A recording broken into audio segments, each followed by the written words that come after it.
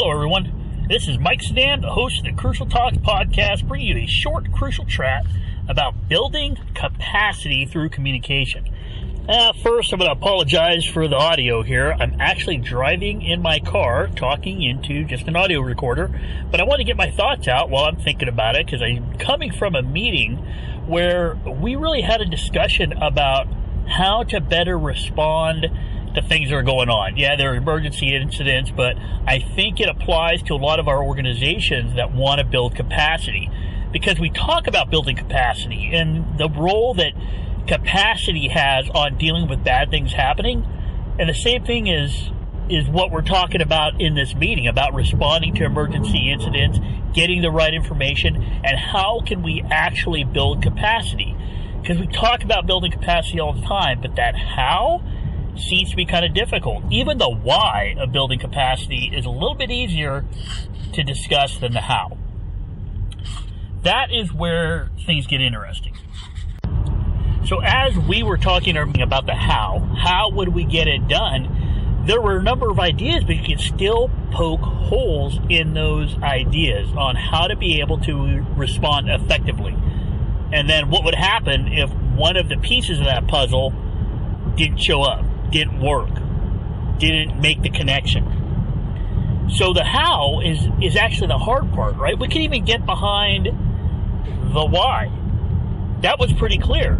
We wanted to help people, so there was this why that was based on and at the foundation of everything we were talking about was this notion of why we were doing it, and that brought us back to this superordinate goal that really transcended our different roles, our different organizations, our different missions. And because we were able to do that, because we were able to use a superordinate goal to kind of get behind and get everybody working the same direction, we started to come up with the how that would work. We were able to think about the superordinate goal of collaborating in order to support our customer base, for lack of a better term, that really let us serve them, but didn't threaten the existence of the organizations or what the missions of the organizations were or what we stood for. None of those threats were there. So the superordinate goal tended to work to get us all behind the what and the why. So then when we started coming up with the how, what we found was we were able to come up with some ideas that built in redundancy. So this is where the meeting got interesting, because the why was pretty clear and we all got behind it. In other words, the superordinate goal of collaborating to better respond to the clients of both of our organizations let us see ourselves as sharing a goal that really transcended our respective organizational identities.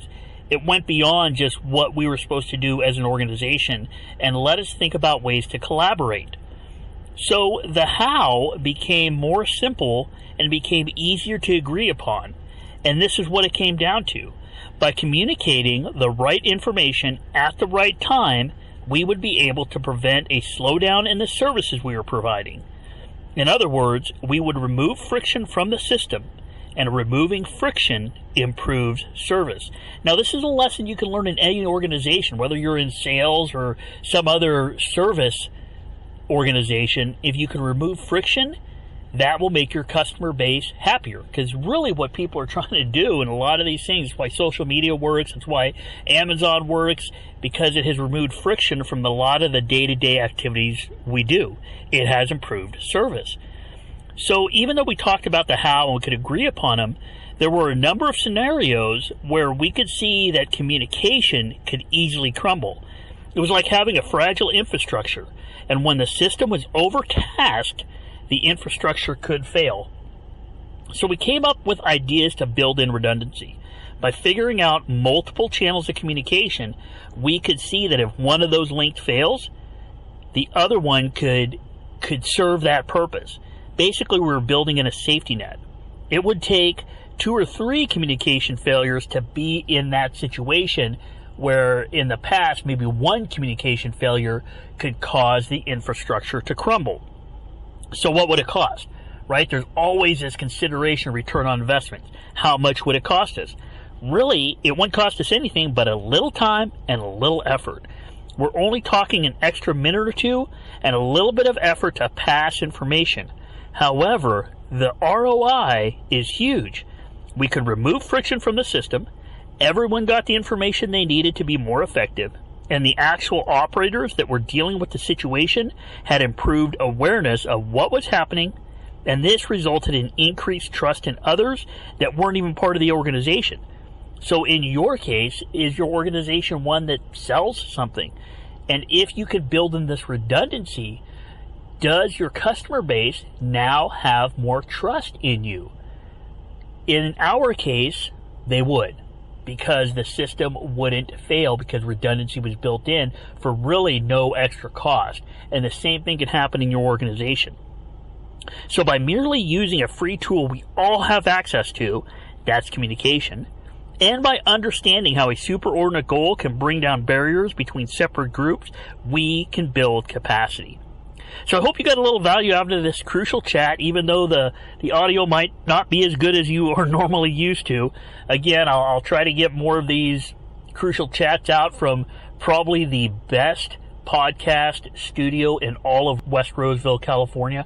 So keep listening, and if you get a chance, please review and subscribe to the Crucial Talks podcast. I'm really trying to get more of those reviews, those 5 stars up there, because it really helps. If you can, I'd love it if you could reach out to me via www.crucialtalks.com. I really like hearing from people and conversing with people. And remember, if we want to understand behavior, we need to understand what drives people.